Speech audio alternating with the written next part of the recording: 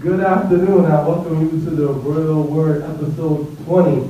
Shout out to everybody that's been watching. It's been a blessing, and we finally at episode 20. What an accomplishment. That's a huge accomplishment. So with the glass, we got a little drink today, celebrating. Yes. And I'm here with my co-host, your boy Pastor Sander Apamwen. And we're here with two special guests here today.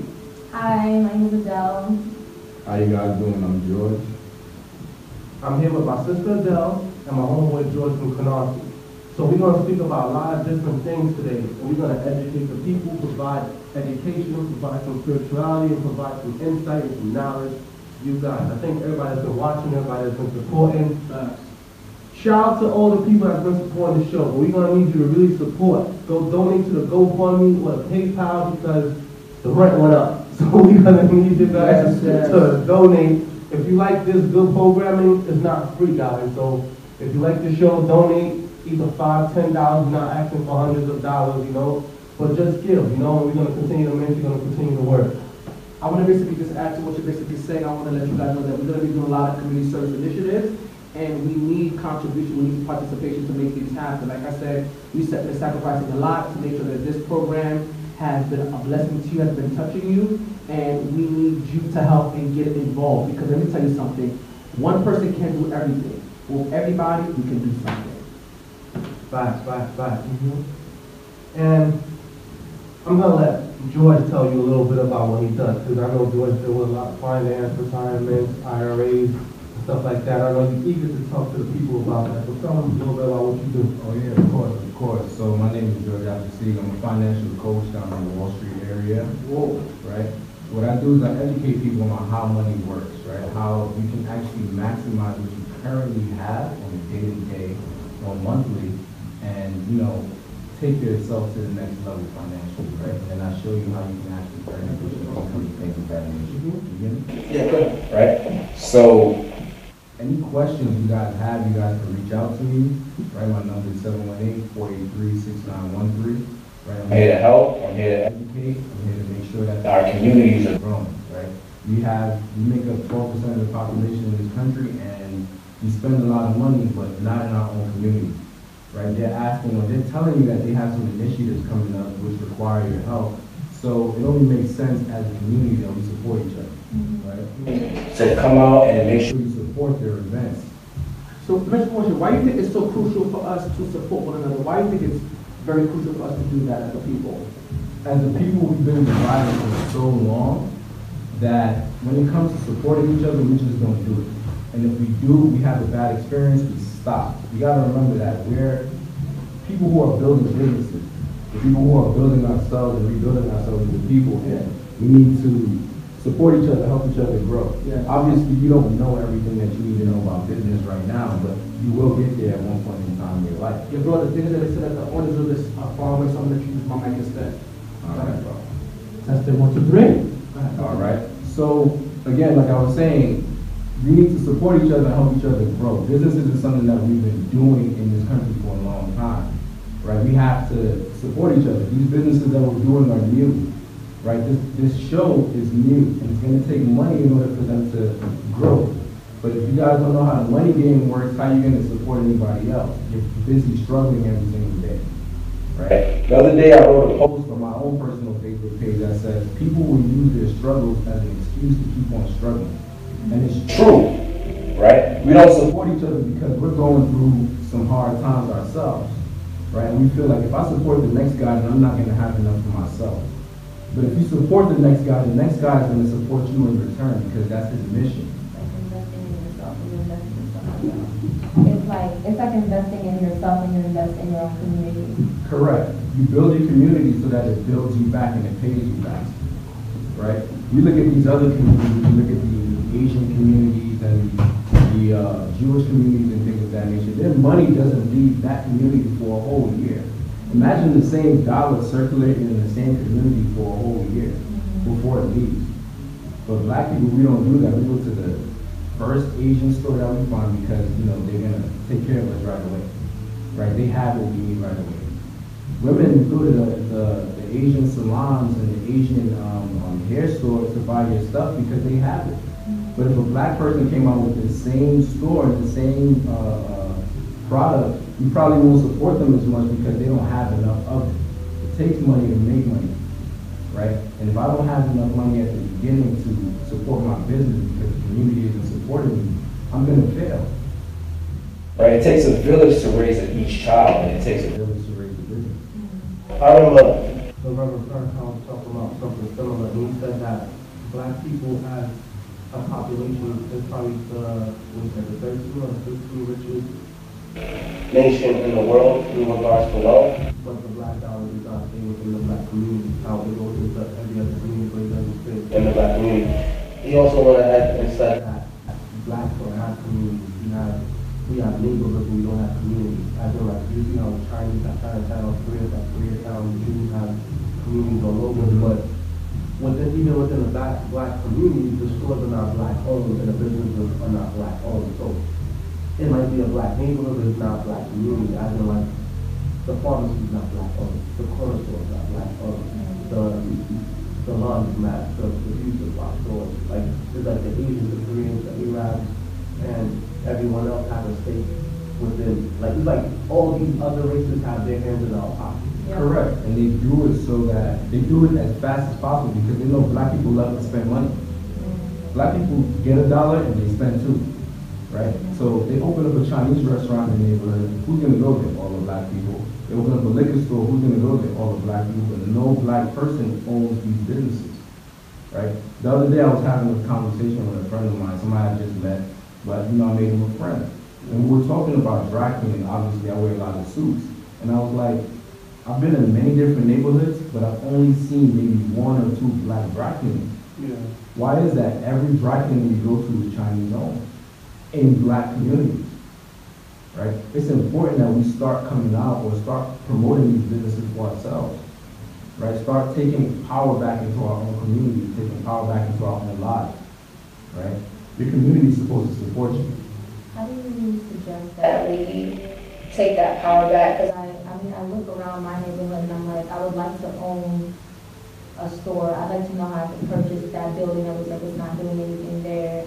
How does somebody even go about, like, seeing a building on a certain corner, contacting someone to buy it, and, you know, maybe taking out a loan or something, investing into the building, figuring out, it's like, I think that it starts with, like, the resources that we have, because it almost feels like sometimes people that are from the Middle East, it's like they just have the money right away to just buy a gas station. And literally, it's like they have resources wherever they came from that help them to own that. You know, like, I think a lot of black people either don't have resources or they don't know where to get the resources from. So it comes from pooling, right? A person from the Middle East will come to this country and move into a house with 30 other family members. Right? And they'll pool all their money together and buy that gas station. Right? But black people, I gotta have my own. And you gotta have your own. And you gotta have your own. Right? Everybody has to have their own. So if you don't get a chance to pool your money, you don't get a chance to use it wisely. Right? Whereas you're looking at it from the outside looking in. Why do they come to this country and they're able to set up a business right away? The business is already there. All they did was put their person in charge of running it. And once that person is able to manage it on their own, they leave that business for them so that they can open up another one. And that guy is going to bring his family member and do the same thing.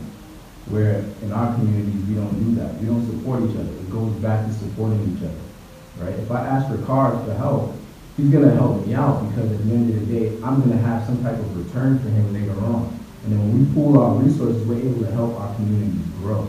And this is what's holding our people back. You don't support each other in the way that you need to be supported. So you're saying that black people are selfish? Black people are for themselves, right? Black people aren't necessarily selfish, but we've been conditioned to do everything for self. We haven't been conditioned, we haven't reprogrammed ourselves to work as a collective. And why do you think is that, if I may ask? It's just programming. We've been pre-programmed this way. Okay. Right? We've grown to do things for self. How often do you actually ask somebody for help? I'm a different breed, so I believe I'm a different breed because, like I said, growing up in the hood, you know, you see that, you know, especially coming from Crown Heights, the Jews, you know, they get things done. You see the difference between Utica Avenue and Crown Heights, Brooklyn. And they have their own ambulance, they have their own firefighters, they have their own police. They pretty much have Crown Heights, Brooklyn, New York City, shut down because they come together in blocks. So for me, I've noticed that with everyone coming together, there is power in this unity. So I wanted to give a shout out to people like Ricard and people like his sister, because the thing is that we noticed that when we come together, we can do a lot together. That's why we have to lay aside our egos, we have to lay aside our pride, we have to lay aside ourselves. And I wanted to say this because I want you to say your point. I was talking to a Jew person, so you know, this beard, people think I'm Muslim, so I get everything else. So you're bald and you got a beard. Yeah, so I get everything. So I get everything but Haitian. And basically, there was a Jew by Eastern Park Brooklyn Museum. He basically stopped me, and you know, he thought I was a Muslim brother, and it was his first time in Brooklyn. He wanted to know how to go to Kingston. So we having a conversation and everything like that, and you know, we built it. You know, he likes my vibe, I like his vibe. And, you know, me being sarcastic, I asked him, you know, I've never seen a broke Jew. I've never seen a Jew asking me for money before. Never. I've never seen it. Maybe I don't know if you guys seen it, but I haven't seen it. So, he said, what you said? I said, I've never seen a broke Jew before. I said, I see you guys don't struggle. He said, listen, we struggle. The difference between us and you guys is that the only time you guys come together is for Trayvon. When they come together for a march. Eric Gardner, Michael Brown. He said, let's say, for example, a Jew, like it's raining outside and it's a Jew, but I don't know you and you're walking by yourself, by default, they're going to stop their car and pick you up to bring you to the destination. If you lose your house, by default, they're going to allow you to come to their house, pay no rent, no bills, make sure that you get a spot.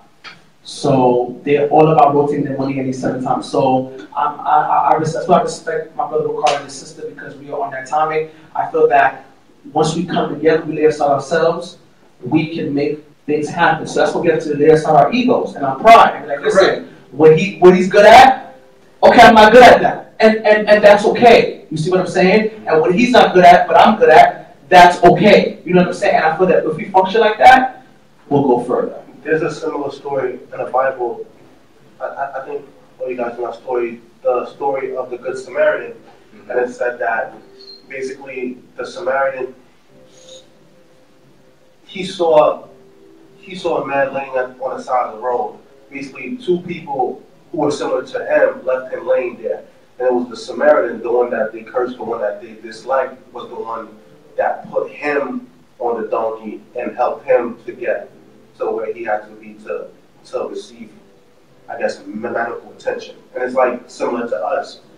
We put our needs first. I guess because as a people, black people, I could say, we must feel like we're struggling so much that we don't have time to help others out. It's better if we help ourselves out, and then if we have time, then we come back to help this person. Correct. But like just today I was talking to this guy that used to be my supervisor, ironically, at my old job, and he was telling me that, like, basically he's trying to start businesses, and he was like, he'd been watching the show, and one thing that I said that struck a chord with him was the fact that I said that how the only way we could grow as people is if we all work together. That's true. And he was saying, like, yeah, you're right. Like, it does take a team, it takes a village, and it takes a lot of different people with different skill sets that can come together to do something.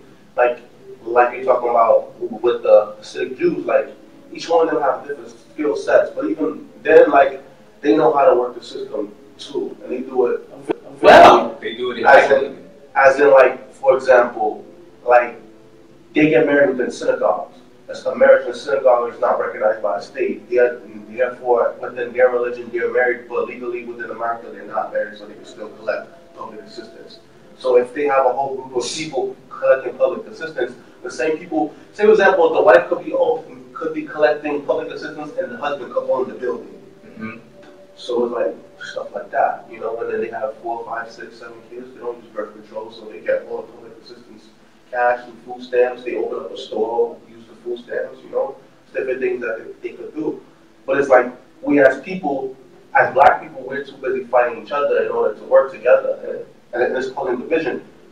Like George said, it is programmed in the sense that, like, you know, we go back to the Willie Lynch theory in the programming, where like, it's like they find the differences between us and they use it against us as minuscule and as stupid as it may be. And it's still today. Say, for example, someone lives in Canarsie, like, oh, I don't like that person because they live in Brownsville. Even if you live in Canarsie, oh, I live in the 80s, I don't like this person because they live in the 90s. Mm-hmm. Even if, oh, this person lives in Crown Heights, I live in Bushwick, I don't like this person. Oh, you're light skin, oh, it be these light skin niggas. Oh, you dark skin, it be these dark skin niggas. Team light skin, team dark skin, oh, you short, you're tall, you're fat, you're skinny. And it's like, you use all those differences, like, between us, and it causes more and more division. It definitely depends on like your circle also, because I feel like it's easy for us to make generalizations of ourselves and skepticals of ourselves, but I see strides being made with black people, and I feel like it goes unrecognized because the majority of the time we either focus on the negative more, or based off who's around us, we see it and hear it more. Like when I go to events such as this year I went to Curl Fest during the summertime. And for those of you that don't know what Curl Fest is, it's basically a festival that is a celebration of curly natural hair. I went natural 2 years ago, and then I permed, I shaved it off, and I decided I'm gonna stick with it this time. Because when my hair was permed, it wasn't falling out or anything. It's just I had done every color, every hairstyle. I figured it's time to go back to what it was naturally. And it was just beautiful vibes, just from children to grown men, to people with dreadlocks, to people with, you know, just all types of beautiful hair textures. It was just a mixture of just 99.9% black people in Prospect Park celebrating their hair textures. And it wasn't like a certain kind of black people. It was just, you saw how, like, contrary to what people say, we can get together and just have a good time and don't worry about violence or a fight breaking out. I remember one time I was in a car with my sister and she was like, why can't we all get together and just have fun without fighting, without getting an attitude, or without, you know, like, why can't we just, and I had to kind of cut her off and say, we can, like, we are normal people who can be around each other and vibe. We just believe we can. And when you believe that, before you even walk into a situation of all black people, if you even believe, like, that, okay, this is gonna be mostly black, somebody gonna shoot it up before you even end, or somebody, or a fight gonna break out, oh man, I'm being around these ignorant, you know, if you even put that in your mind before you walk in, and that's even how you look at your own, automatically that negative vibe can manifest itself and become something real and physical. I walked into Curl Fest knowing that this was gonna be an experience of beautiful black people coming together, textures 4C to C to A or whatever.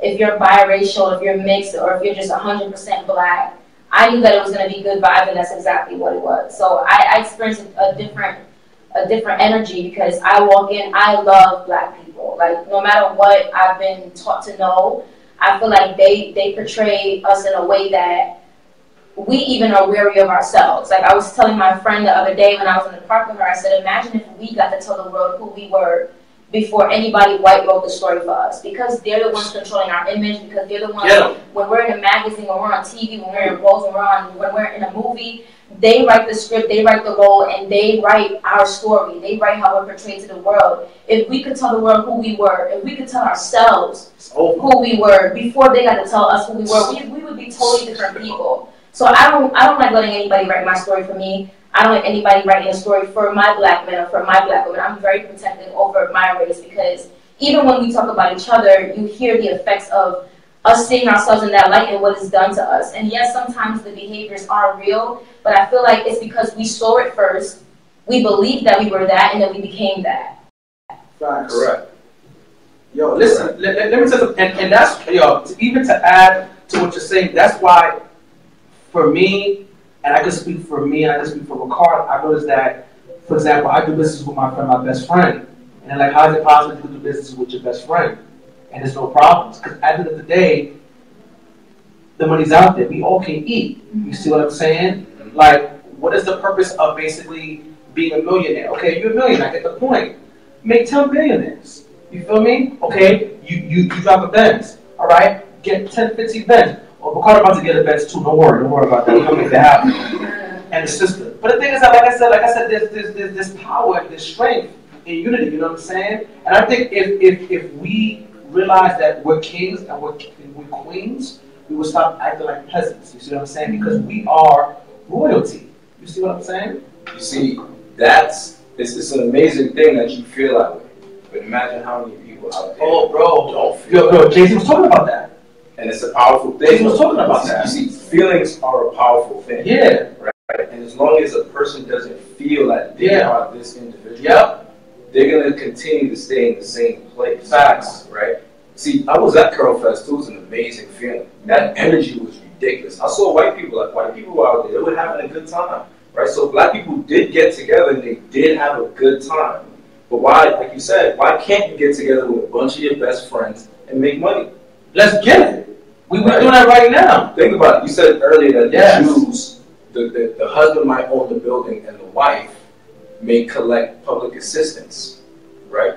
Why can't black people get together, 4 or 5 of us, let's buy a building and rent it out, and our tenants actually pay rent? That's because a lot of us don't trust each other, to be honest. Well, I trust you, Ricard. And the mistrust has been created between us. But that distrust isn't because I distrust you. It's because somebody says black people are not to be trusted. But who do you trust? The thing is that for me, like I said, for me, it's all about loyalty. It's all about consistency. You see what I'm saying?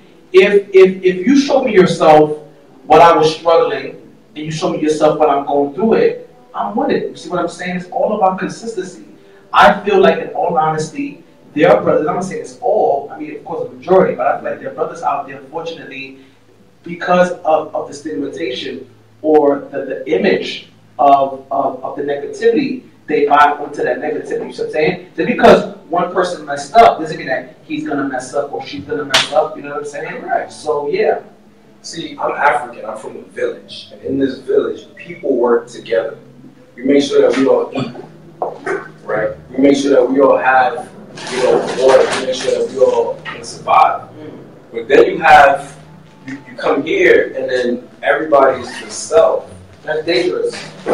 You get what I'm saying? That's dangerous. Why should it be that I'm always looking out for you? Why can't I tell you, give you some information? Why can't I educate you, and then you go outside and you teach your car what I taught you? Facts. And we continue that. We have the saying, it's called each one teach one. You have to teach people what you know so that knowledge is passed on and so that it's effective.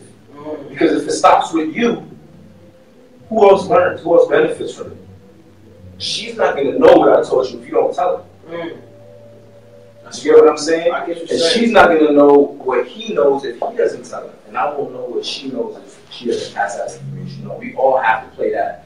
What we called it back in the days, telephone. yeah. We have to play that game with the information that we know so that we can all get ahead. There's enough money out here for all of us to get it together. Oh, I agree. And I'm on that time, man. I'm on that time, man. You know what I'm saying? I see good brothers like Ricard, good brothers like his, good sisters like his sister. We need that. We need to build. Like I said, guys, whoever want to be a part of this movement and what we're doing, because like I said, for me, for us, it's more than just making money. Yeah, we want to make money, we want to eat, we want to put other people on. And not only want to put people on, we want to be able to give back to the community. And this is what we're doing. So we're on that time, and we're on that wavelength. I agree. I wanted to ask you guys something about current events. I don't know if you guys have been following the story about the soldier. Yeah, you know what's so crazy? I was just about to mention that, but let me say something. I want to ask you a question with that, right? To interject with you. Would you guys minister to Trump, and what would you say in regards to the situation? About this? About, his behavior, everything like that. Just wanted to get your thoughts. I think Trump is like the manifestation. First, give people like a recap. Okay, facts. Go ahead, facts. Okay, so the recap on the story, let's get the soldier's name. His name was Sergeant David Johnson. And what his widow was basically saying is Trump was calling, there were soldiers that died in Niger, in Africa. That's where Niger is, right? Yes, right. Okay. And it was 3 soldiers. He was a sergeant, and Trump was just making phone calls to send his condolences. And he said to this woman, "Your husband knew what he signed up for, but I guess it hurts anyway." and he struggled to remember the sergeant's name. And this is a person who, his whole point of not approving of the NFL players standing up is because our soldiers, you know, that's their main point, is you don't respect our soldiers, but you're the same guy who says that's why you want them to stand, but you can't even remember this sergeant's name who died for the country. And I think they are sensationalizing this event because he's African American. They're kind of like nailing the point in of, okay, you know, you talk so disparagingly about black people, but look at this black American who died for this country and you can't even remember his name. And you tell his widow, well, he knew what he got himself into. And she also added that they wouldn't allow her to see her husband's body. She said she has not seen her husband's body since. For 48 hours. She hasn't seen an arm, a leg. She said she knows her husband's body from head to toe. I guess when you're married to someone, you see them so often that she said that they won't even, she said she doesn't even know if the box is empty. And it's kind of sad because his body is probably still there, or it's probably so messed up or whatever. What if he took his organs? Or that, because there are some things going on that we just don't understand or what's going on. I would minister to Trump to an extent, but at the same time, I feel like Trump is a manifestation of all the underbearing hate that a lot of Americans felt like they had to hold in during the era of Obama. This black man in office who seems to be the most charismatic president.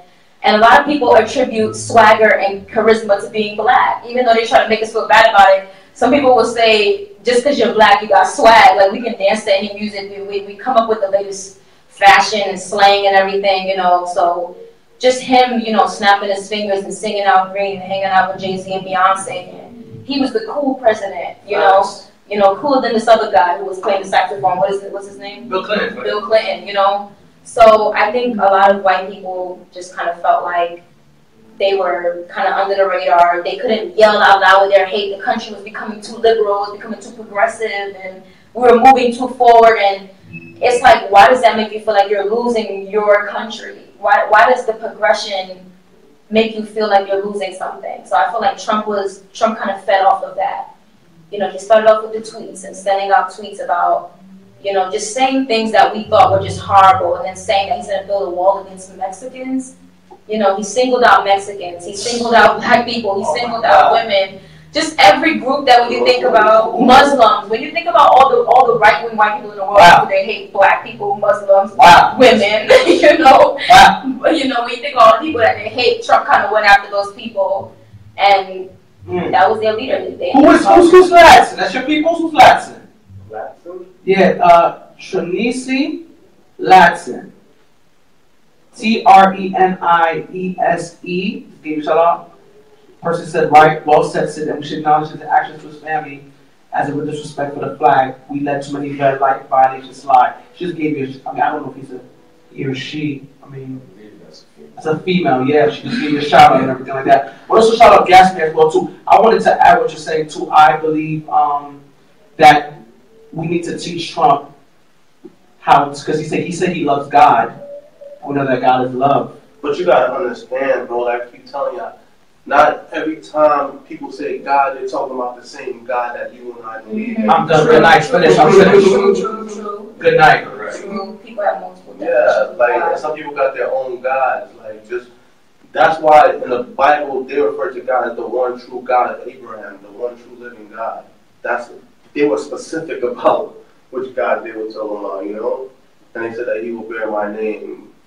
But in regards to ministering to him, you would minister to him, right? To teach him compassion, teach him what justice is. I would have real talk with him. I would talk to him like he's a regular guy. I was speaking to you guys, how I would speak to you guys out there. And I would tell the president, listen, like, every man got to be responsible for his own actions. So basically, like, yo, this is what you're saying. You got to take responsibility for this, and this is the outcome of it. You're the president. You're the leader of this country, whether we like it or not. And you have to set an example. You have to bring respect back to that position because the people lost respect for that position. You're the head of America. You're the face of America. And right now, America's face doesn't look good right now. Like, you're not just a regular person that just speaking their feelings. Like, this is the rhetoric that you're spewing, and this is the outcome of it. Like, when I preach to him in a literal sense of, like, scripture and everything else, I don't think Trump would even care or even pick up scripture. That's fact. I feel like I would have to speak to him on like, real life, as in, like, I would have to walk with him down the street and be like, okay, look, this is what's going on, this is what you did, and this is why people feeling like that. Like, yeah, he would have to see it for himself. Will he take that chance? Of course not. He's not walking down the street. He's not. I believe Trump being president is a crazy bad and good mix, because Why do you say good first? well, why I say good is because now he's opened up the floodgates that have been holding this country back for so long. You know, all the other presidents kind of stifled the whole racist, agenda in this country. But with him being so, proficient in versing his, dislike for certain cultures and then reneging in the next conversation, it just goes to show that he's not the only one. There's so many other people who do the same thing. Of course. And him being president is allowing for us to see the hypocrisy of this country. Facts. Right? And it's opened up those gates. Because people used to say, how can America be racist if there's a black president? That is be their favorite argument. Just because he was black doesn't mean that everything else in the country he had. But bro, they called his wife a monkey. They violated Michelle. They said that Michelle was a man. You know what I'm saying? They asked for Barack Obama's birth certificate. Yeah. You know what I'm saying? And the biggest supporter of the birther movement was Donald Trump. Correct. And that's what it is. And a lot of you SDs voted for him. Remember? Okay, so let me get started. Voted for Trump? Yeah, Ben Carson. Ben Carson is The Seventh-day Adventist. He's an Uncle Tom. You didn't know that? How about them apples? You gotta remember too. Yeah. People have their own agenda. Facts. You call him an Uncle Tom for a reason. Uncle Toms were black men or women who had their own agenda for themselves. Facts. It was a personal agenda, not a community agenda. House Negroes. Correct. House Negroes. They were not looking out for the better or the greater good of the whole community. Right? So yeah, Ben Carson, he voted for Trump. And where's Ben Carson now? He is Secretary of HUD. Somebody just agreed with you. Gasper said Trump has been bought for a very long time. We as minorities must stand together and declare we're no longer for sale. Remove the liquor stores, not for sale. No more strip clubs, not for sale. I agree. No more crack dealing, as much as possible, not for sale. Cynthia just said, send me a friend request. So we'll your friend request. I agree with Gatsby as far as the liquor store. Remember last time I was here, I was saying that, yes, even though we're surrounded by things that try to keep us in a certain mindset, in a certain place, nail salons, Dominican beauty supply salons, beauty supply stores owned by Asians, liquor stores, we at some point have to use our conscience and refuse to give our money to them and refuse to let them control our diet, what we eat, and how soon we die and how soon we get sick. With the liquor store, there's nothing wrong with having a wine or with having a good time. I know at Thanksgiving I love to provide the alcohol for my family because I feel like it kind of brings the family together, and after you eat and you have a good cooked meal, it's a way to kind of loosen grandma up and mom up and dad up and everybody just having a good time. But I feel I'm going to Gino what's for Thanksgiving, definitely. But when they put it on every corner, it's like you got 16-year-olds with fake IDs, and you're just encouraging being drunk at that point. That's you know what I mean? It's no longer encouraging, just for the holidays, or just to have a little fun, or just when you're an adult and you're amongst people who you respect, who you know, if you go too far, they're not going to rape you, they're going to take care of you. That's right. But instead, it's promoting us to just be drunk and to be unhealthy.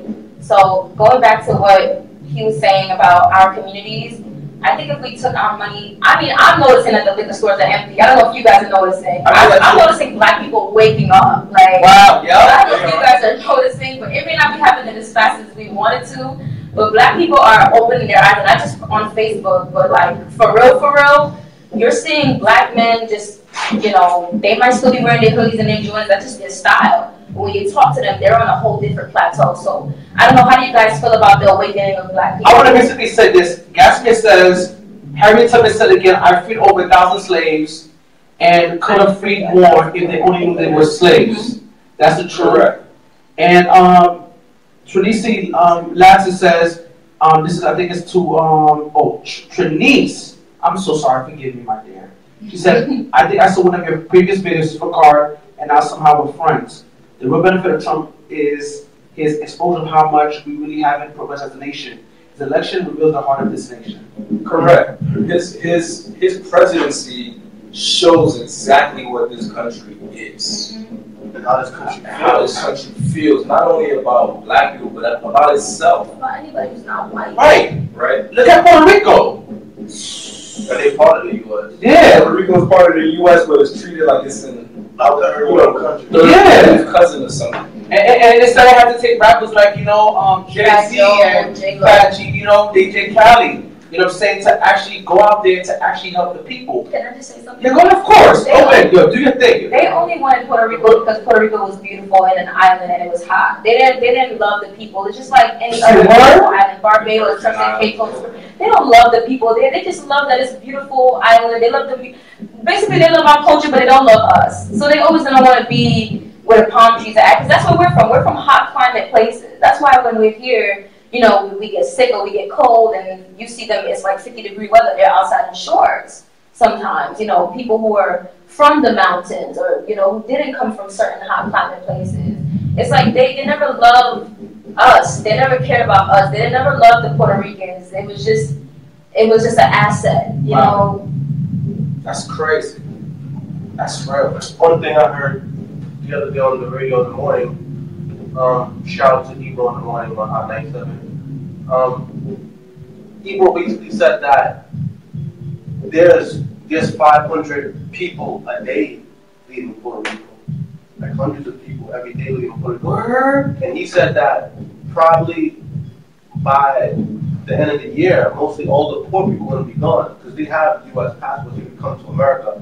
He basically saying that maybe they're just forcing all the poor people out so that the rich people will come and buy it all up. Are you serious? Because think about it. Because the poor people right now, they can't sustain at all. And they're going to leave. Once they leave, those things are still going to be broken. And Puerto Rico was bankrupt before this happened. They were already in debt. Oh! So think about it. Once those people leave, all those houses and all those businesses foreclose. Who's going to buy it up? Who makes the most money off of foreclosures? That's sad. Just look at the hood right now. Who bought out the hood? Who's buying out the hood? Gentrification. Now you're doing it on an island. It's the same cycle that has been going on in this country itself. On this land, what they do, they wait for a home to go into foreclosure. Then they come and they buy it for the low. Right? They're not worried about how much the house is worth. They're worried about how much they can get it for. And that island is worth pretty much nothing right now. It's $80 billion in debt. But guess what they're going to do? Yeah, it's going to be the biggest resort. You missed that. You said that part. Wow. Mm-hmm. In regards to back to what you guys were saying in regards to Trump and taking the knee and everything else, somebody said something very, very important. They said Colin Kaepernick is kneeling because he used to sit, but then after having a talk with a U.S. Marine, he decided to kneel because the Marines kneel sometimes, but they fall in combat. They do a lot of times. So what he said was basically, Colin Kaepernick stated clearly what he was kneeling for. He said for the injustice of what's happening to people of color, for the way that blacks and people of color are being treated in America, for police brutality, and for the condition of the black neighborhoods. And there were veterans that were supporting him, but they said that he going on his knee to disrespect the veterans. They said, what if back then, when they boycotted the buses, what if they said that, okay, you're disrespecting the bus drivers? What about when they had sit-ins at restaurants, they said, okay, you're disrespecting the restaurant owner, the small business owner? They didn't say that, because what they saying was clear. I feel like nowadays, there's always a confusion with the rhetoric. You say Black Lives Matter, they say all lives matter. You say, okay, you say black people need more rights, they say it's not all about color. You say, okay, our school systems, our things are bad, they say stop complaining. But you had 400 years of free labor. 400 years where we were in captivity, where we were slaves, where we built this nation on our backs for free. So you got a 400-year head start, and then you blame us for the situation that we're in right now, and you think that's fair? Like, how is that fair? They don't believe in fair in this country. There's no such thing as fair. There's no such thing as right or wrong with these people. It's all about if it gets done. You feel me? If I put you in a position to work or you have a job now, get that task done. Well, I'm going to give you your check today or tomorrow, get that task done, then we'll talk about your reparations. Right? But is there really reparations? Black people haven't taken reparations in this country yet. Have they been repaired for anything? Have they created specialized facilities for us to go and get the proper education that we need to survive in this country? They haven't done any of that for us. We're still letting them educate us, and I think that's a problem in itself. For example, like Christopher Columbus. Celebrating Christopher Columbus, a murderer, a rapist. And they're still teaching that he discovered this country. He didn't discover a thing. He never set foot over here. Right? He pillaged all the islands that he went to. Wow. He murdered all the Taino people that he came in contact with. I have to answer this. I want you guys to answer this. This person says, Moji said that the kneeling was cute at this point was made, but he may be using the wrong platform. How is he using the wrong platform? I want to understand that. I'm a little bit lost, Brother Moji, because he used whatever platform he had. He had. The thing is that he spoke against injustice. He spoke against white supremacy. He spoke against evil. Like that's how a lot of these sports players prior before during the 60s, like Muhammad Ali. He spoke against white supremacy. He spoke against how can black people fight against Vietnam when we come back to America, we're not even treated the same. Let's think about so my thing is that we have to use our platforms to speak against things that are unjust. So how he may be using the wrong platform? Let's think about it like this. He's a football player, so obviously the NFL is his platform. But when most people sit down to watch TV on a Sunday afternoon. Exactly. So if I kneel down on a Sunday afternoon to get my point across, billions of people are going to see it. And he started a conversation. He sparked a movement for us to have this blackout. Correct. You see what I'm saying? But this was all about money in the first place. No, I'm so sorry. My man said Ali didn't do his protest doing boxing. But the thing is that he used his platform. Moise used his platform to speak. He said Ali didn't do his protesting doing boxing. He used his platform though. The point was that he used his platform to speak against white supremacy. People followed him during the time Ali was very, very popular. So my thing is that, like, why would I was doing talk shows and everything. Of course. Colin Kaepernick, he didn't do talk shows, but Colin Kaepernick did talk during press conferences as well. But the main point is he spoke. The thing is that Moise, he spoke out. And the thing is that if we have influence, we have to use our voices to speak against injustice. For example, Jay-Z said the other day, he's not going to perform for the NFL.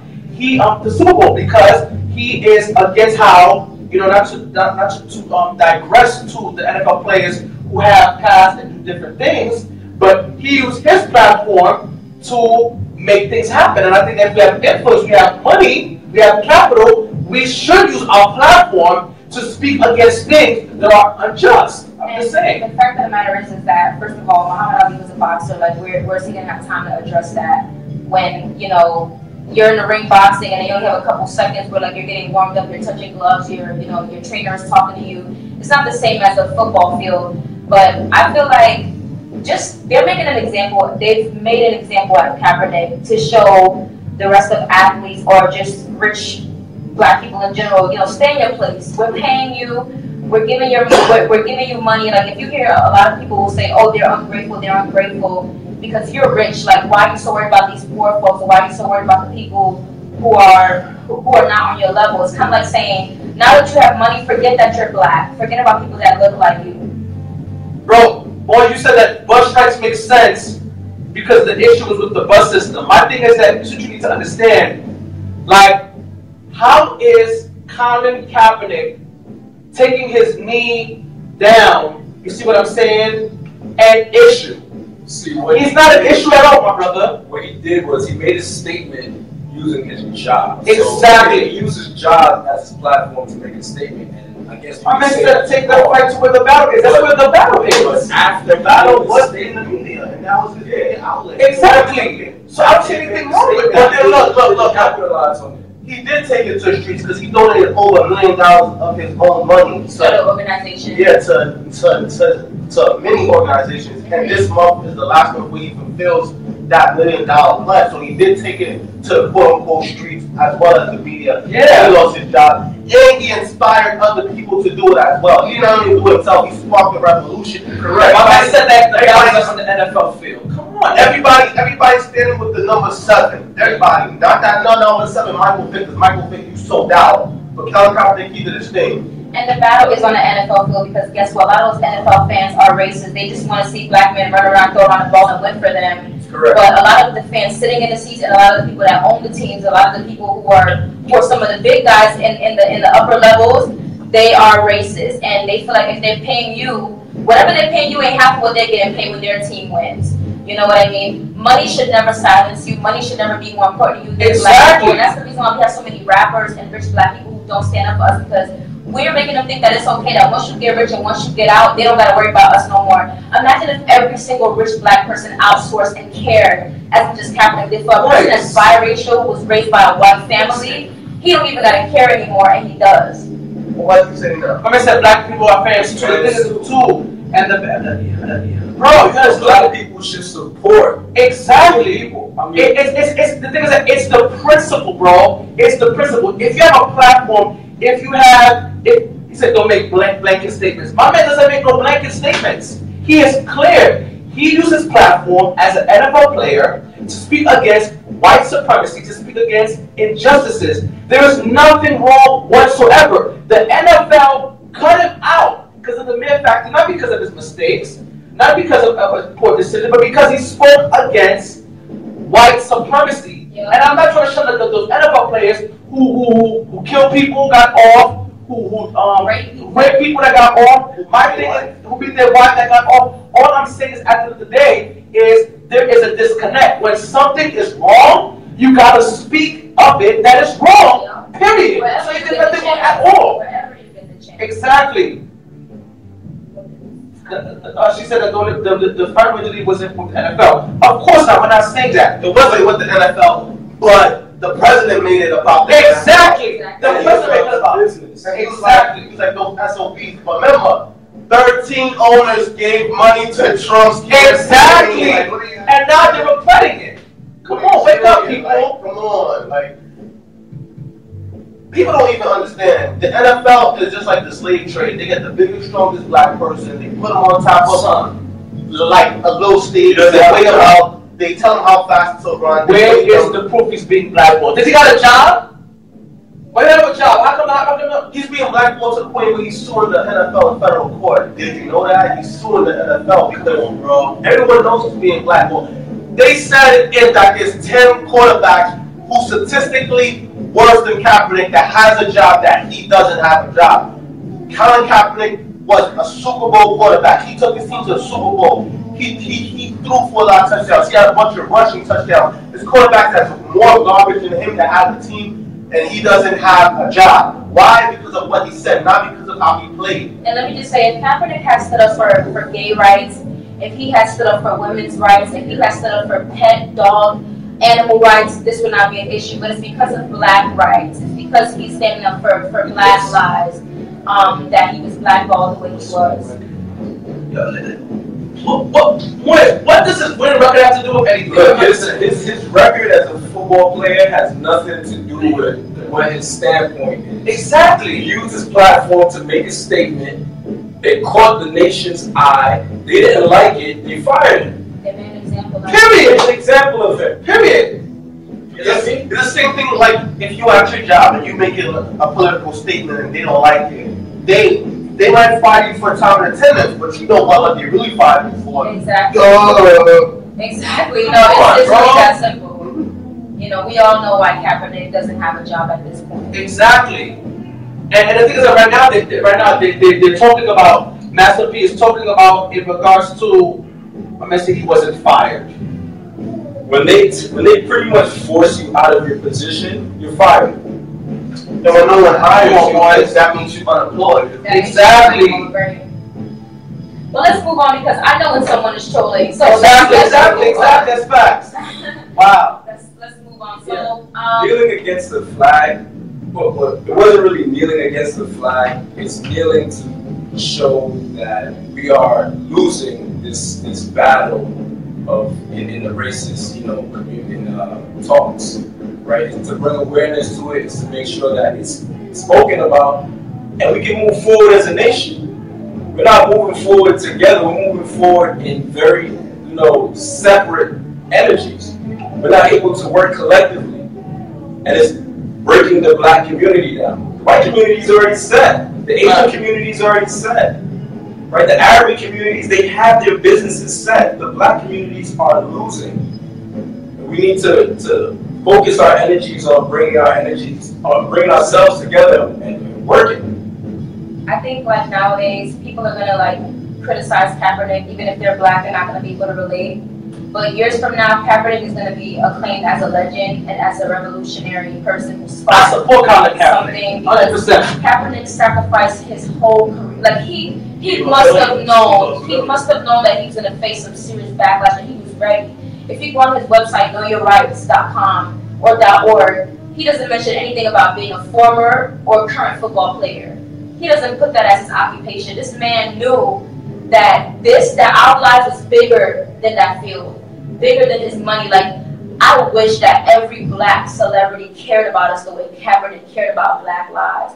Because imagine where we would be if Oprah cared that much, if Tyler Perry cared that much. I know Beyonce and Jay-Z dropped little albums where they put little gems, but man, imagine if every black celebrity, every black athlete cared about us to the point where they said to the white man, F your money, F your contract. If you don't treat my people right, I'm not playing, I'm not standing. Facts. Imagine where we would be, because who would run the ball? Who would make the music? Who would cook the food? Who would make the I want to add something very important. The thing is that, my man said there are losses and sacrifices. There are no losses and sacrifices. Because at the end of the day, it's about upholding your integrity, and it's about upholding who you are as a person. At the end of the day, you know what I'm saying? I have a question for him. What's more important? What's more important to you? Moist, Moist. Moist, what's more important to you? Black lives or the NFL? Just answer. Which one is more important to you? And then based off the answer, we can move on. Facts. Yo, don't test us. We'll eat you up. This is anybody. Who wins is that? That's your man? That's my boy from Bethany. Okay.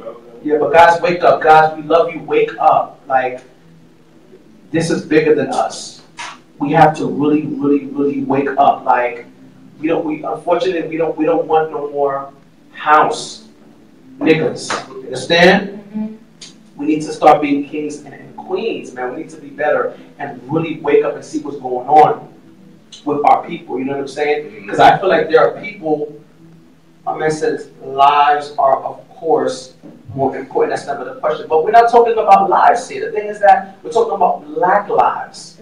A lot of colored people are being innocently taken from us for no reason. Sanders, look, that if Colin Kaepernick did not stand up the way he did in Neil, who else would have? That's a real question. My message was, what are effective ways to bring about change? Boycotting, what we doing, the blackout, boycotting.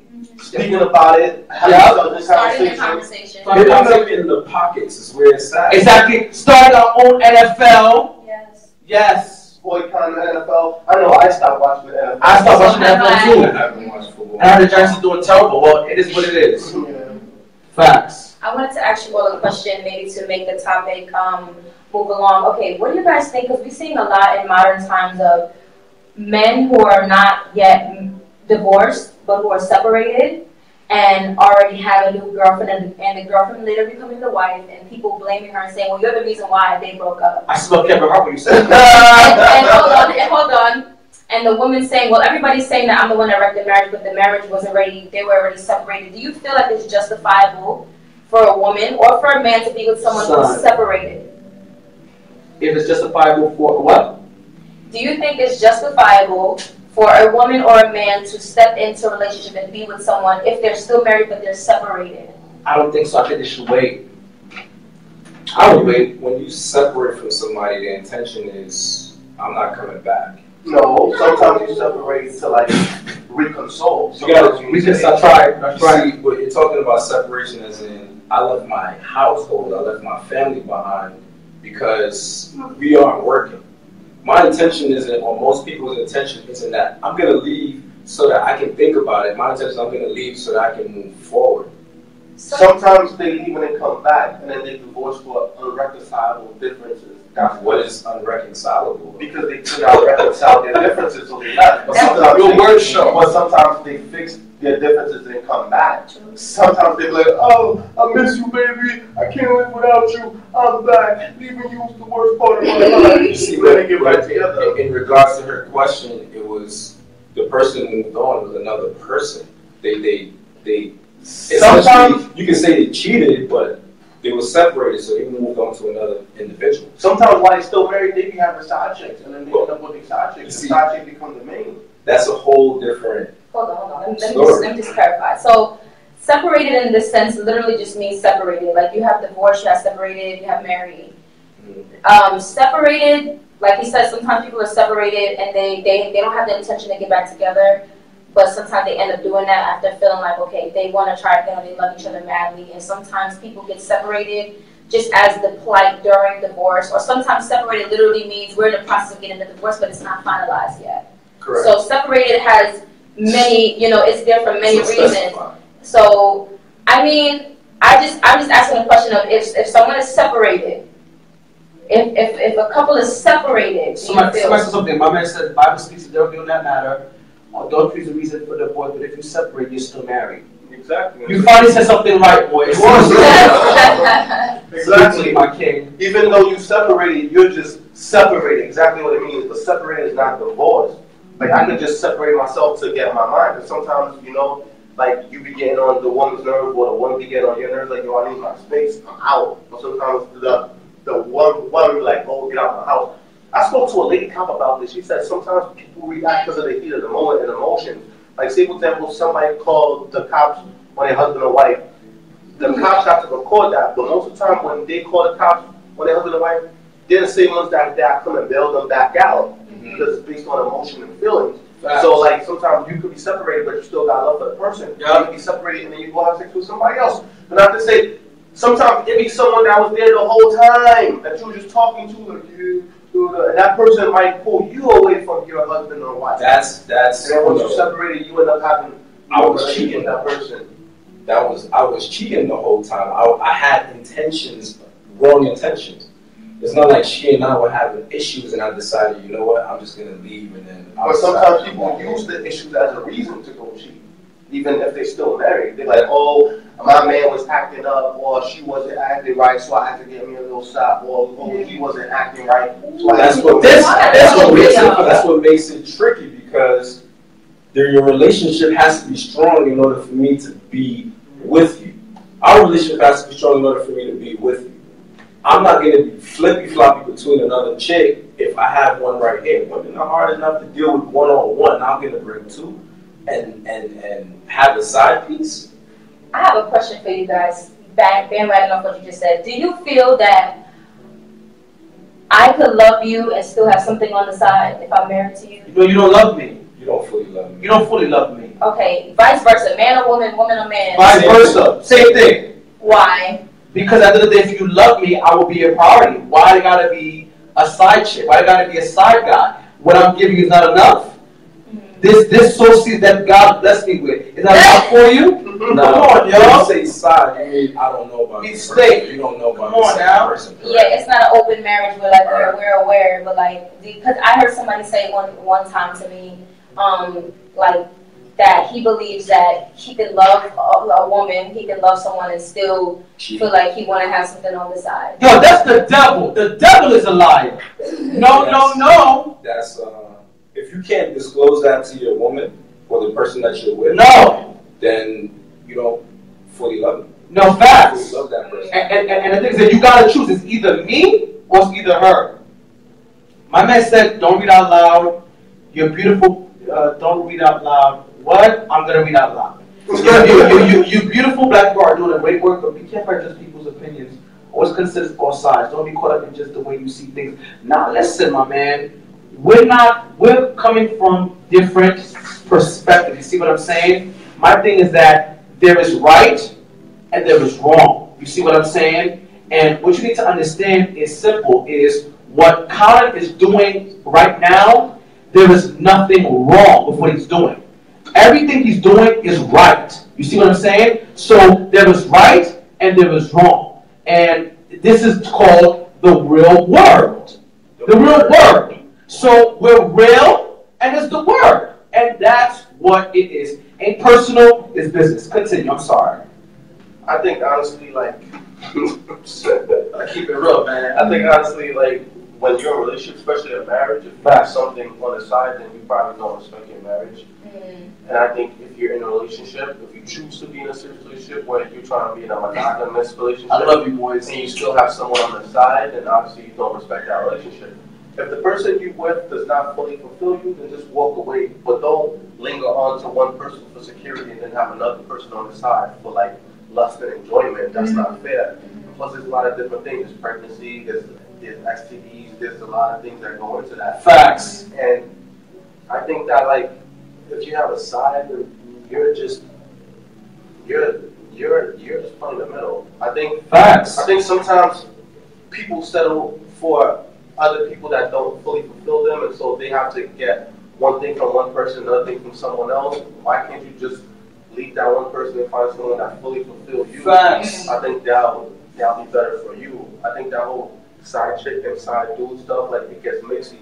And I would say F hip hop and F love and hip hop and all those other things that made that side chick side dude thing cool. Like, it's not cool. But have you noticed that a lot of big guys are getting married? For example, Gucci got married to his girl. 2 Chainz. Exactly. 2 Chainz is married. Jay-Z's married. So it's just to let you know, for all those who want to be dying and want dogs, it lets you know that that joint is wild. That is so funny because I literally just saw a post on the Shade Room that said it was a tweet that said all of your favorite rappers are happily married. They just convinced you to F random hoes so that exactly. It's kind of like hip hop music persuaded you that being with random women was cool, but really these guys rapping it, they have one woman who they're with who they love. Exactly. So.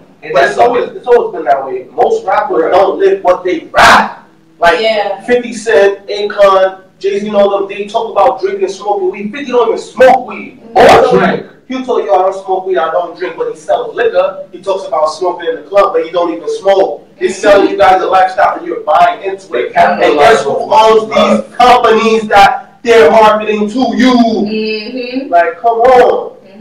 They capitalize off what you already love. You guys love to smoke, you love to drink, I'm gonna sell it to you. I'm gonna give you what you want. Be in a strip club, go broke in a strip club, all that other stuff. You wanna be a thug? I'm gonna teach you how to be a thug. Most of these rappers, they never sold crack in their life. They never did none of these things, but they want to sell you that lifestyle. My homegirl says, I think it's up to the woman to make sure she doesn't allow herself to get caught up in the mess. Give him time to see if, number one, he really has ended the relationship, and number two, he's serious about building with you. The Bible tells us to protect our heart. Yeah. And Moy's just stubborn because you need to understand that I'm not wrong. I'm right. You know what I'm saying? And the thing is that if you know me personally, you will know that if I'm wrong with something, I will say that I'm wrong with something. You see what I'm saying? We have to base things on principle. But going back to Miss Latson, continue. How do you feel about what she just said just now? I think she's right. I think, like, we go back to the POP. The POP. If your women wasn't throwing it out so easily, maybe the men would respect you more. No offense. But you have to open up your legs unless you know the guy is forcing entry. Facts. At the end of the day, like, you set the standard, as in, like, you're the mother, like, Mother Nature. Like, you open up your legs, and when that value drops because of your actions, the guys are going to try to treat you different in a certain way. Like, say, for example, the dude just buys you Chinese food, and you open up your legs. Now, all of a sudden, he goes and tells friends, yeah, she's only worth a plate of Chinese food. Then what? You set your worth based off of who you are as an individual and how you present yourself. So yeah, you're right. If she opens up a lunch for Chinese food, she deserves everything that she gets in repercussion for that. But as a guy, you have to know what you want as well. A guy can't say, I'm going to marry this chick, but I want this chick here. Unless you have that type of, relationship. Where I'm from, we have that, where we grow up and our parents have multiple, my pops had multiple wives. You get me? That's our culture, though. the culture of this society is not one where there are multiple wives, unless you're a Mormon or something, then everything is different. You get what I'm saying? Like, you have to know that if I'm going to be with this person, this is the person that I want to be with. I don't want anything else with anybody else, whether it's lust, money, whatever it is. I don't want that from anyone but the person that I'm with. Do you guys think that it's becoming What a godly response. Bro, did I come at him? That disrespect him? Or I just responded to you, yo, bro. Don't be a troll, my king. Come on, boy. Yo, go ahead.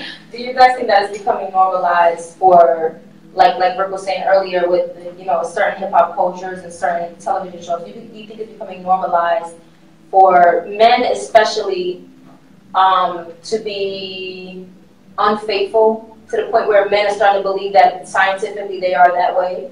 Because I see quite that womanizing is acceptable? Yeah. It's unacceptable. I see quite a lot of men acting as if like it's something that they can't help. Like if they cheat, they at least need a pass. To the point where you have women. I have a girlfriend, right? One of my girlfriends. She says to me, she gives her man a pass to cheat a month because she feels like all men cheat anyway. And if a woman comes to her and says, "Well, that's why your man slept with me," she can say, "Well, thank you because I let him do that. Well, thank you for keeping him, satisfied so he can come back to me." And I said, "Girl, you're just this is something that a lot of women do in their mind. It's just for you to think you have a control that you don't have.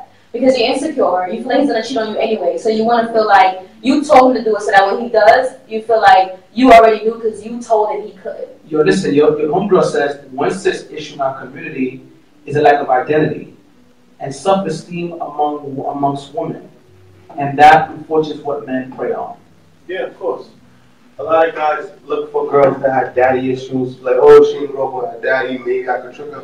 Just like my boy. My boy is engaged, about to get married, ironically. He was telling me the other day that, like, him and his man, they did what they did, put this girl, and now she's involved in all type of stuff, and, like, she likes, like, that S&M, like, getting beaten and abused type stuff. And I'm like, yo, like, you don't feel like you got something to do with that? He's yeah, but whatever, yeah, but she ain't grown up with a father and this and that. Like, certain guys, when they hear that, they prey on that, Mm-hmm. and they take advantage. And that's not cool at all. Women like that, That's not cool. And then they do those type of things. Like, I know raising a kid sometimes is not the easiest thing, but I realize every single thing you do and everything you say around them, they absorb it like a sponge. Mm-hmm. And like, if you're raising a boy, he's gonna follow you, trying to be everything that you are. He's gonna try to be like you, from the way he walks to the way he talks, to every single thing that you do. If you're a woman, like, and you're raising a daughter, the same thing. Or the daughter's gonna cling to the father, and the father's gonna basically. Whose friend is this? She keeps going and she says, "OMG, to you, my sister. Thank you for addressing that. Men of God cannot say they are just being a man." Exactly. Of course, real men don't cheat on their wives. Real women don't cheat on their husbands. You see what I'm saying? Cheating is not a choice. Cheating is not a mistake. It's a choice that you make. You know what I'm saying? But some people, they feel unfulfilled within themselves, and they either feel like, okay, here's another thing, right? Oh snap! A lot of dudes, when they was young, they wasn't getting it like that. So when they got older, when they got more established, they got married, they made more money. Then now they feel like they the man. They want to poke their chest out, and they want to validate their masculinity by sleeping with a lot of women because they want to, stick their chest out. Validate their masculinity. But like I said, cheating does not validate a damn thing. It's unacceptable. Now make you more manly. It shows you're a coward. It shows how weak. Period. You're a coward. But some dudes want to show off like, oh, I can still get women. I can still. Nah, you're a coward. You're prone to get STDs and pee Skittles. If you look at the most powerful people, they don't boast and show off in that manner. Exactly. Weak people show off in that manner because Exactly. it gives them something to say, something to talk about. Yes, King. Right? So if you're a strong individual, I'm not saying that you're weak or strong. What I'm saying is you're not going to be out here being promiscuous and carrying on because you know who you are. Of course. You're grounded within yourself. Of course. Most people aren't grounded. They have like she said, they have a lack of identity. So in order for me to show who I really am, I'm going to go out here and do X, Y, and Z with all these people so you can recognize me to be that person. I'm the man now. You get me? I'm the one who has the juice. Not Tropicana. As a young woman, it's like, especially as someone who's not married, Oh snap. it is so like daunting because it's like it's like I get tired of hearing that all men cheat or it's normal, and I just keep looking for the proof. I just keep looking for like something that says that, you know, that they have to, and they don't, because it's really just society, because there's nothing that shows that men are more sexual beings than women are. It's just that we've been taught, okay, women, you're demure. If you think too much about sex, if you talk too much about sex, you're a slut even when nobody's watching. Correct. You know, men, you know, every time a woman is naked, it should be for your pleasure. If she's naked for herself, then she just, you know, she's just one of these. We have so many names to call women that seem too free. You know what I mean? And then you have just men are allowed to just talk how they talk. Men are allowed to have conversations out loud about women's, you know, bodies, about what they want a woman to look like or what they want a woman to do. And women are not allowed to do that. So it kind of like represses that sexual nature in us that we have at virtually the same level. Like, men don't get hornier than women by any type of statistics or anything. But I think women in marriage need to express themselves sexually.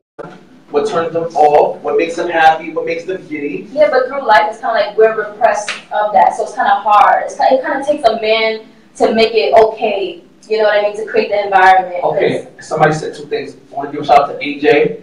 A man said those men and women that cheat, sometimes they stop loving who they're with, but they don't have the courage to end the situation. Shake my hand. Shake, yeah. Shake my head. Shake my head. Zoe Savage, salute to you, my guy, King. So Zoe said, a woman's supposed to be a queen. Men don't really have anything to lose, but women have to worry about dignity and reputation. Why do men hold women to higher standards than they hold themselves? You two have a reputation and you two have dignity. Woo! She's absolutely correct. Man, that show's over. it's because guys is cool being hoes and they cool with calling women hoes, but when a man is hoeing, he has no accountability for it, but he wants to hold a woman to a certain standard. But you're dope too. Like, I can give you But examples. women is supposed to be pure for her man.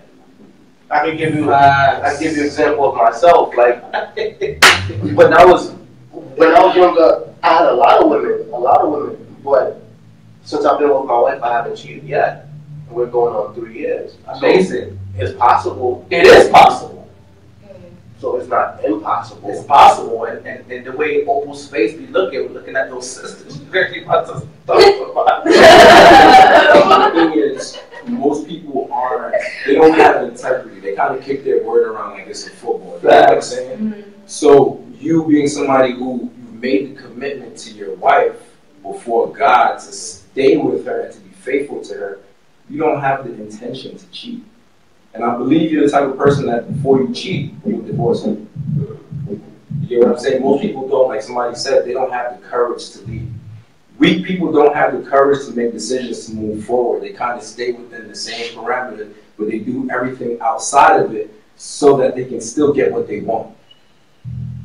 Yo, my man Moise says that the only time people cheat is when they're playing games. If your relationship is a game, you consider infidelity as cheating.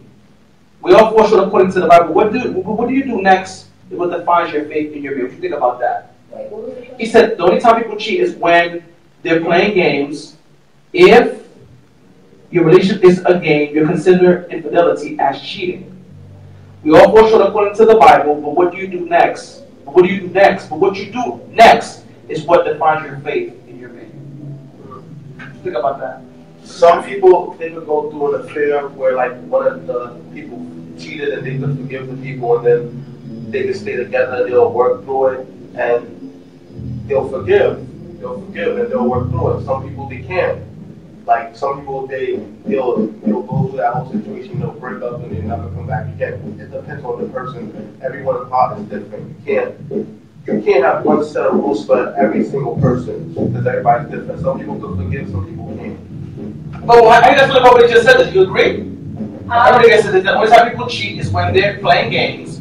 If your relationship is a game, you're considered infidelity as cheating. We all fall short according to the Bible, but what you do next is what defines your faith in your mate. That's narrow-sided because you don't know why somebody's going to cheat. again, I could be on my way moving out of that relationship, and the person that I've been speaking to is my next mate. I'm cheating because I'm moving on with this next person. You get what I'm saying? Yeah. My homegirl, Miss Ladson, says, I think it's up to the woman to make sure she doesn't allow herself to get caught up in the mess. Oh, we did answer that question. We did. We did. All right. So guys, my phone battery is currently at 10%. Facts. So we're gonna close out. It was real. So like, okay, out of everything we talked about today, how would you sum up and what advice would you give to the people? Starting with George. Go ahead. So first and foremost, I believe in community. I believe everything falls on having that strong community support. The reason why most things we have as Black people don't work is because we don't have the support, we don't feel the love of our society, we don't feel the love of our community. And I believe we need to work together to make certain things happen for ourselves. That's amazing. I just want to just read one more comment by Gasman. My man said, all men should think twice before they pick up other men's daughters, so they won't experience or read in their own lives with their own daughters. If any man made a mistake and is willing to make a 180 change, they can set a new tone of what a true man can be, a truly man. Praise God. So I want to just thank you for your comments. We love each and every one of you guys. I want to remind you guys that we're going to have a MetroCard drive the end of this week. We're going to be giving free MetroCards. There are people who have donated. We still want donations. And we also want people to contribute to what we're doing, because MetroCard has been making a lot of sacrifices. I'm making a lot of sacrifices, so we need your money and your contribution for us to make these things happen. We're all about community. Let's come together, support each other, and let's build one another. Last point, once again, you know, Black love is important, community love is important, knowing politics, knowing what's going on around you, being comfortable in your skin, making sure you pray, you talk to God. God is your source. If you're not in tune with your source, you're not in tune with self, and yeah, just respecting each other. That's why I can go on and on about that, but in essence, respecting each other and have the same standards for yourself as you have for others, regardless of sex, gender, or race. Make sure that you have those morals that you expect to see in other people. It's the golden rule we learn in elementary school. People treat others how you want to be treated. Facts. Savage. It was beautiful, beautiful, beautiful knowledge and advice from my supporting cast today. I think everyone that's been watching, I think everyone that's watching this the 20th episode. Shout out to everybody that was there from us from the very beginning. Shout out to everybody that's been on the show so far. Shout out to everybody that's been supporting the movement. Shout out to Brother Sanders for always being here every week consistent. Shout out to Jeff that owns the studio. Shout out to my boy George for coming through, telling people about some financial assistance. Pleasure. We're going to drop the link and the information to contact them in the video. Shout out to my sister Adele for coming out. Shout out to the live audience that always got the great comments and questions that keep the show live. I thank you all for joining us. Please donate. Like I said, the rent went up. We need you to donate to the GoFundMe or to the PayPal. We thank you all for joining us. One thing I gotta say is we gotta support each other. We gotta support one another. We gotta work together. We gotta build a community. We gotta rise up. Rise up. Rise up. Yes. Like stop making up excuses. Stop falling short. Stop having low self-esteem and big egos, because you guys keep thinking that you guys are bigger than you really are, but instead of humbling yourselves and working together towards something even bigger, that's what you need to do. That's why I've used this platform to include every single person that I feel that's doing something that's big. And everybody else who feel like they're doing something big or got something to contribute, always welcome to the show, and thousands of people will watch this broadcast and they will see the goodness in you. To close out, we close out with a prayer. I'll close out the prayer. Heavenly Father, gracious God, we thank you for all your many blessings. We thank you for this anointing that you put upon the show. We thank you for allowing us to reach the 20th episode. We thank you for your wealth, health, and knowledge that you've given us. Help us to continue to deliver the word. Help us to be living testaments. Bless everyone that's on the show and everybody that came out for the show. Help us to continue to do your work. In Jesus I pray, amen. Amen.